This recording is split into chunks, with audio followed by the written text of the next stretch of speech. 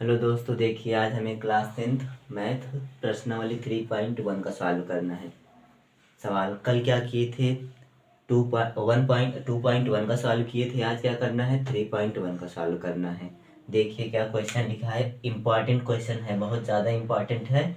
इसमें से एक क्वेश्चन आना है। इस तरह के क्वेश्चन जो होते हैं आएगा इसमें का। क्या लिखा है देखिए, 5 पेंसिल तथा 7 कलमों का कुल मूल्य 50 रुपये है, जबकि 7 पेंसिल तथा 5 कलमों का कुल मूल्य 46 रुपया है। एक पेंसिल तथा एक कलम का मूल्य ज्ञात कीजिए। अब यहाँ पे देखिए, एक पेंसिल का मूल्य बताना है और एक कलम का मूल्य बताना है। अब कैसे ज्ञात करेंगे देखिए। अब यहाँ पे क्या लिखा है? पेंसिल है, यहाँ पे क्या है? कलम। पहले क्या करते हैं सोल्यूशन में, यहाँ पे सोल्यूशन लिख लीजिए। अब माना, इसमें पहले क्या करते हैं? हम मानते हैं। सबसे पहले क्या करते हैं? मानते हैं। माना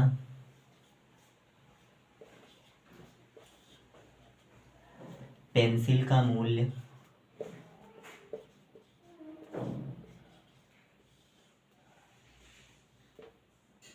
पेंसिल का मूल्य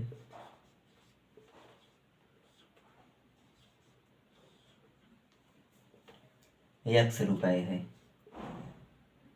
रुपये x है, तथा अब ये पेंसिल का मूल्य क्या माने हैं? x रुपये। कलम है तो यहाँ कलम का मूल्य क्या मान रहे हैं? y रुपये।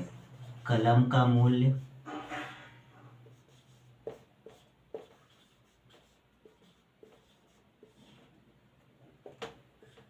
y रुपये है।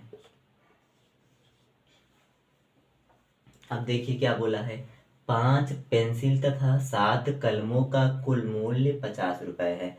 अब 5 पेंसिल बोला है, पेंसिल की संख्या क्या माने हैं? x रुपया। तो क्या हो जाएगा यहाँ पे इक्वेशन? 5x प्लस और 7 कलमों का कुल मूल्य 50 रुपये है। कलम की संख्या क्या माने हैं? y। यहाँ पे 7y हो गया। कलम की संख्या क्या माने हैं? y। तो यहाँ 7 दिया है तो ये 7y हो गया। इसका मूल्य कितना दिया है? 50 रुपये। देखिए यहाँ पे ये 50 रुपया दिया है, तो इसको क्या कर दे रहे हैं? समीकरण 1 बना दे रहे हैं। फिर दूसरे में क्या बोला है? जबकि 7 पेंसिल तथा 5 कलमों का कुल मूल्य 46 रुपया है। कितना पेंसिल है यहाँ पे? 7 पेंसिल। तो यहाँ पे 7x लिख दीजिए। पेंसिल की संख्या क्या माने हैं? x रुपये। तो यहाँ पे 7x हो गया प्लस 5 कलमों का कुल मूल्य 5y। 5 कलमों का कुल मूल्य 46 रुपये है, तो यहाँ पे 46 रुपये लिख दीजिए। इसको समीकरण नाम 2 दे रहे हैं। ठीक, ये समीकरण 1 हो गया, समीकरण 2 हो गया। अब इसमें देखिए क्या करते हैं हम, या तो प्रतिस्थापन विधि लगाएंगे या तो विलोपन विधि लगाएंगे। तो हम अब विलोपन विधि से फॉलो करेंगे। तो क्या करते हैं इसमें? विलोपन विधि से हल करने पर लिख रहे हैं विलोपन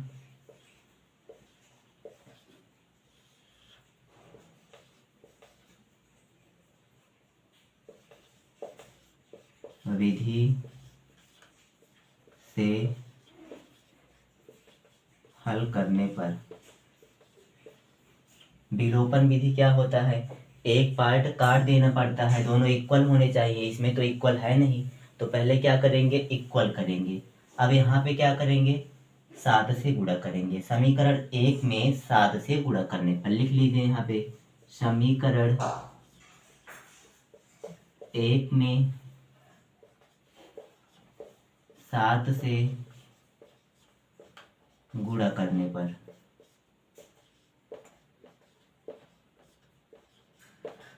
समीकरण 1 क्या है? यहाँ पे 5x plus 7y equal to 50। अब इसमें क्या कर रहे हैं? 7 से गुणा कर रहे हैं। यहाँ भी 7 हो जाएगा, यहाँ पे भी मल्टीप्लाई 7 हो जाएगा। तो अब क्या करेंगे? 7 का मल्टीप्लाई इसमें करेंगे। 7 पचे 35 x हो गया। अब यहाँ पे ये क्या है? 7 सता 49 हो जाएगा। यहाँ पे 49 y हो जाएगा। अब ये इस 7 का गुणा इसमें कर देंगे 50 में। 7 का 0 में हो जाएगा 0, 7 का 5 में 35। इसको समीकरण क्या कर दे रहे हैं? 3 नाम दे दे रहे हैं। अब यहाँ पे देखिए, अब समीकरण इसमें क्या लिखा है, दो दो लिखा है। अब इसमें लिखेंगे समीकरण 2 में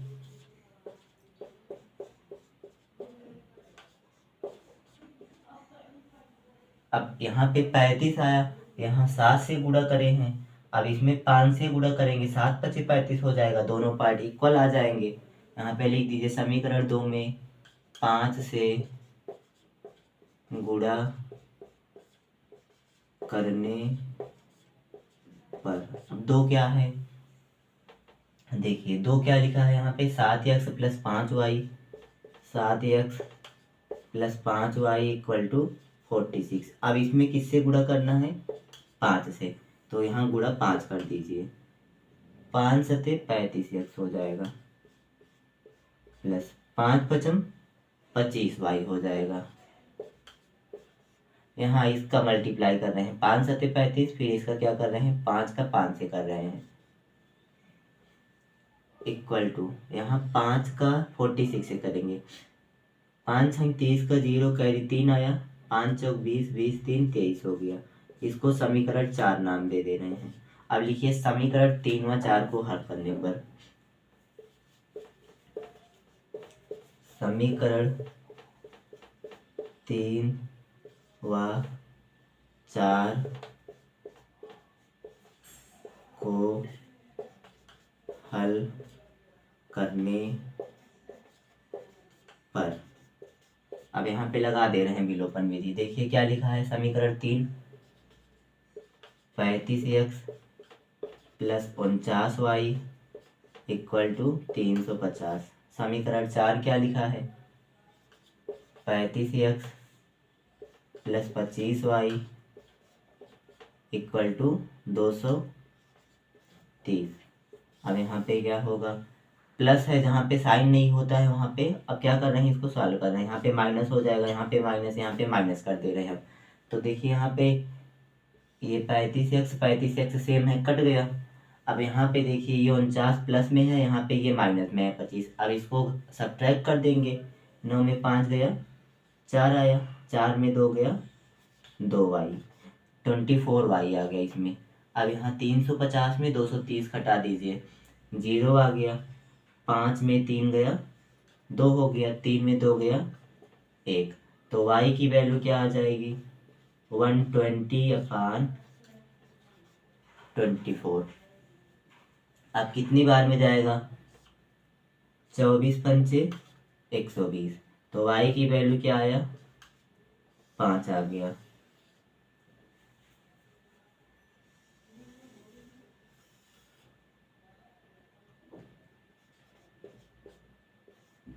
y की वैल्यू 5 आया, y का मान समीकरण कोई में भी रख दीजिए, 1 में भी रख दीजिए, 2 में भी, 3 में, 4 में, कोई में रखेंगे तो आ जाएगा x का मान। अब लिख दीजिए y का मान समीकरण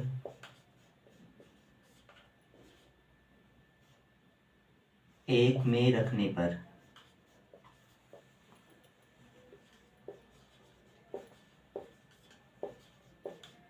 समीकरण 1 क्या लिखा है, 5x plus 7y equal to 50। y का मान क्या है, 5, तो y की जगह पे यहाँ पे 5 लिख दीजिए, 7 गुणे 5 इक्वल टू 50। यहाँ पे 5x प्लस 7 पचे 35 इक्वल टू 50 हो गया। यहाँ पे देखिए 5x है तो 5x लिखिए। अब यहाँ पे देखिए इक्वल लगाइए, 50 है तो 50 लिख दीजिए। इधर ये 35 प्लस में है, इधर आएगा इक्वल के इस पार में, तो ये माइनस का 35 हो जाएगा। 5x इक्वल टू 50 में 35 गया तो क्या आएगा, 15 आएगा। तो x की वैल्यू क्या आएगा, ये 15 है, 15 लिख दिए, ये इंटू में है, इधर आएगा तो डिवाइड में हो जाएगा। ये 5 तिहाई 15, x की वैल्यू कितना आया, 3। अब देखिए यहाँ पे क्या माने हैं, पेंसिल की संख्या x रुपया, तो पेंसिल का मूल्य कितना आया, 3 रुपये। ये क्या हो गया, पेंसिल का मूल्य। ये क्या हो गया, y क्या माने हैं, कलम का मूल्य, तो ये क्या हो गया, कलम का मूल्य। ठीक हो गया, समझ में आया एक क्वेश्चन, एक क्वेश्चन सॉल्व हो गया। देखिए अब यहाँ पे पहला क्वेश्चन सॉल्व कर लिए, अब दूसरा क्वेश्चन क्या है, इसमें क्या दिया है, A1/A2 B1/B2 और C1/C2 की तुलना करके याद कीजिए कि निम्न समीकरण युग्म द्वारा निरूपित रेखाएं एक बिंदु पर प्रतिच्छेदित करती हैं अथवा समपाती हैं। इसमें हमको क्या याद करना है, रेखाएं कब प्रतिच्छेदित करती हैं, कब रेखाएं समांतर होती हैं, कब समपाती होती हैं, ये बताना है। अब देखिए इसमें कंडीशन होता है, क्या होता है, 3 कंडीशन होता है। देखिए ये जब A1/A2 not equal to B1/B2 होता है, तब रेखाएं क्या होती हैं, प्रतिच्छेदित करती हैं। इसके केवल क्या होते हैं, एक हल होते हैं। A1/A2 not equal to B1/B2, जब A1/A2 B1/B2 की वैल्यू बराबर नहीं होगी तो रेखाएं क्या करेंगी, तो प्रतिच्छेदित करेंगी, केवल एक ही हल होगा। जब तीनों वैल्यू बराबर होगा, A1/A2 B1/B2 C1/C2, ये तीनों बराबर होगा, तीनों इक्वल होगा तो रेखाएं समपाती हैं। जब इक्वल होगा तो इसका क्या होगा, अपरिमित रूप से अनेक हल है, अपरिमित रूप से अनेक हल है। अब तीसरा कंडीशन क्या है, A1/A2 B1/B2 not equal to C1/C2, A1/A2 और B1/B2 की वैल्यू बराबर होना चाहिए, C1/C2 की वैल्यू इक्वल ना है दोनों की, तो क्या होगा, रेखाएं समांतर होंगी। तो इसमें क्या होता है कंडीशन, कोई हल नहीं है, इसके अपरिमित रूप से अनेक हल हैं। तो अब इसमें पहले क्या करेंगे, A1/A2 B1/B2 C1/C2 ज्ञात करेंगे। अब पहले यहाँ पे लिखा क्या है, इक्वेशन नंबर फर्स्ट देखिए क्वेश्चन,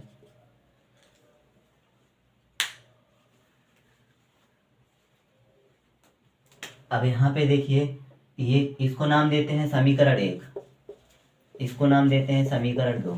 अब यहाँ पे लिखिए समीकरण 1 को A1x plus B1y plus C1 equal to 0 से तुलना करने पर,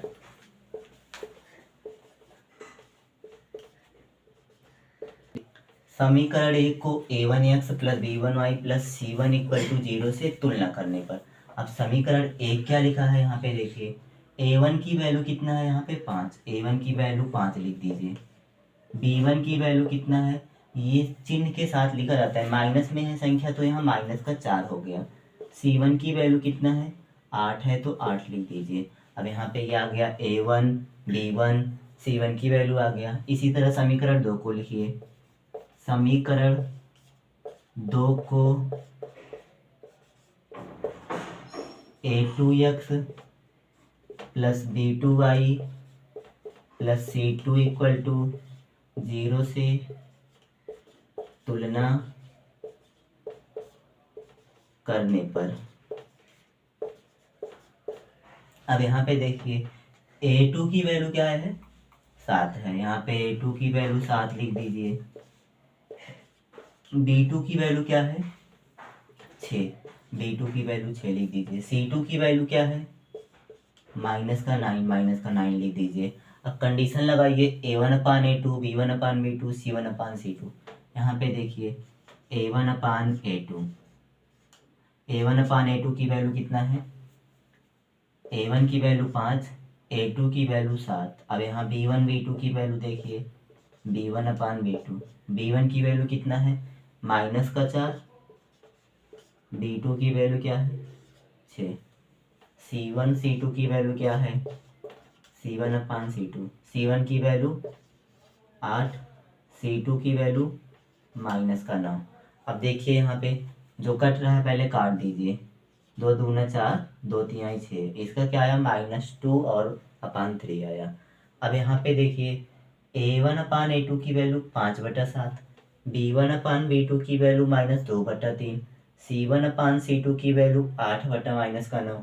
अब यहाँ पे देखिए क्या होता है, A1/A2 not equal to B1/B2। अब देखिए यहाँ पे A1 A2 और B1 B2 की वैल्यू इक्वल नहीं है, तो ये क्या होगा, रेखाएं प्रतिच्छेदित करती हैं। यहाँ पे लिख दीजिए रेखाएं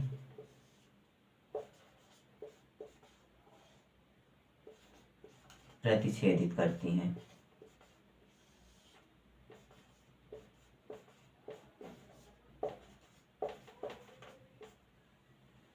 ठीक, ये क्वेश्चन नंबर 1 सॉल्व हो गया है। देखिए ये आ गया A1/A2 not equal to B1/B2। यहाँ पे देखिए B1/B2। अब ये क्या है, रेखाएं प्रतिच्छेदित करती हैं। बहुत इंपॉर्टेंट क्वेश्चन है, इसी तरह एक क्वेश्चन आना है। ठीक दोस्तों, इसी तरह का वीडियो पाने के लिए हमारे चैनल को सब्सक्राइब करिए, कमेंट करिए।